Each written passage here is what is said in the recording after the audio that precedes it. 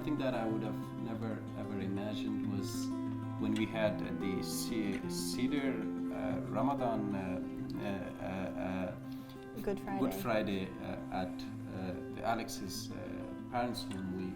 Because it was this year was very different in terms of because the Good Friday, Seder, and Ramadan were all together. So we actually had a dinner where we brought in all of these elements together with Alex's parents.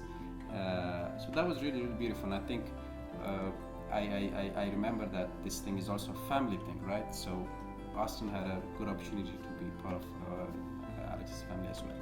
That was very beautiful. I remember with that Seder, you were like, with the family one, you're like, oh, could we like shorten a little, and I was like, no, like we really, I mean, we can do a little bit, but really, like, there's all these steps, like you really can't skip a single one, No. and but that kind of stuff though, like trying to explain, like, or remember your mom was like, oh, can I make pasta? I'm like, no pasta, like, Absolutely. and that stuff was so beautiful though, like about like just like the knowledge and the learning, and like your parents are never gonna forget that, And we talk about it a lot. I think it did definitely make an imprint.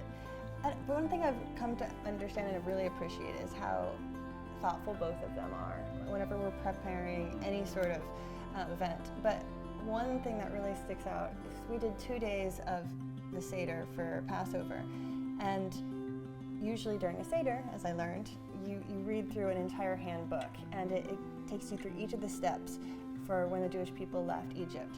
And there are many different varieties of it, but Austen did such an incredible job curating 2 completely different versions to speak directly to our audience. And the first one, where we did it here, there were people who were observant Jews and people who were Muslims and Christians who had never even heard of the Seder.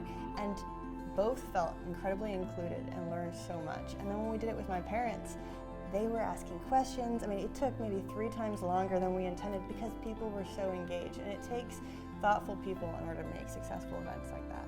Yeah, what did you think? I mean, in terms of like Muslims like coming to a Seder or maybe our Purim, how do you think they responded to some of that stuff? I mean, in terms of the Muslims in here, I think Seder, from the people that I know, I think it was the first experience for all of them, and they really liked it. We have been told about the struggles of the Bani Israel back in the days, but not in such detailed way, and like all of those little steps. And I think the Seder, and especially you, did a great job of telling them the whole story, and I think people really liked it. I think one I remember for Ramadan, we all did the fast together. So Daud woke us up at like 5 a.m. or something, and we made I think you made like shakshuka, and you made the bread, and then we were running late, and he said that's a very normal thing. You're running late to the mosque, and you're running to Gi there, and we show up and take off our shoes, and then then we're sitting kind of in the back, Alex and I, in separate areas, and then Daud was up in the front with all the guys, and then it was just interesting because it was the Jewish faith. There are several fast days. The most prominent is Yom Kippur. But it was just a really cool thing to realize that Muslims do this every single day for a whole month, and in some places these are very hot countries where it's 90 or 100 degrees or something, and then the most magical part though is that we had this massive break the fast, the Eid event, iftar event on the porch, and I must say I think we kind of ran out of food, so the 3 of us didn't even eat anything at all. But once the event started, our hunger just went away. We just it felt like it just disappeared. I really am glad we did the fasting on that day too, because waking up at 4 a.m. and getting to the mosque and not being able to eat, and then I went for a jog with my sister that day, so you can't drink, and we got there and we're serving everyone else food. And I was talking to someone who does fast every day, and they were saying, and incidentally it's during the Christian fasting period, which is way easier. And she was saying, it's really not about the drinking or the food, it's about fasting from anger. And I definitely didn't fast from anger that entire day, which completely changed my understanding of a Christian fast, which should have that direction. And so being able to participate in your religious tradition, I don't know if this was the same for you and your understanding of fasting, completely changed my understanding of Lent, which is a big holiday for me. So I'm grateful to have had that experience, definitely.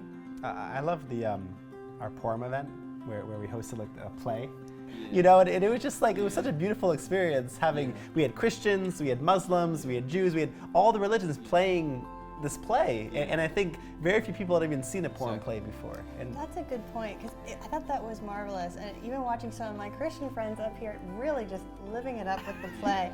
But it was amazing that so many Jewish people came up and said, thank you for doing the whole Megillah play. I wasn't planning to be able to hear the entire story this year. And so to be able to offer that in such a unique environment, that's really exciting. Next week we're having, when I was writing my thesis, I read about Rabbi Abraham Skorka, who's been a hero of mine for years. I think of him as the Pope's rabbi bestie. So he hangs out with Pope Francis and they talk about interfaith dialogue and understanding each other in a way that really only two religious leaders can. And so we were able to reach out to him both because of the Abrahamic House network and some student connections, and we're actually hosting him for dinner, and this is a dream come true. Honestly, I could never imagine having these resources to connect.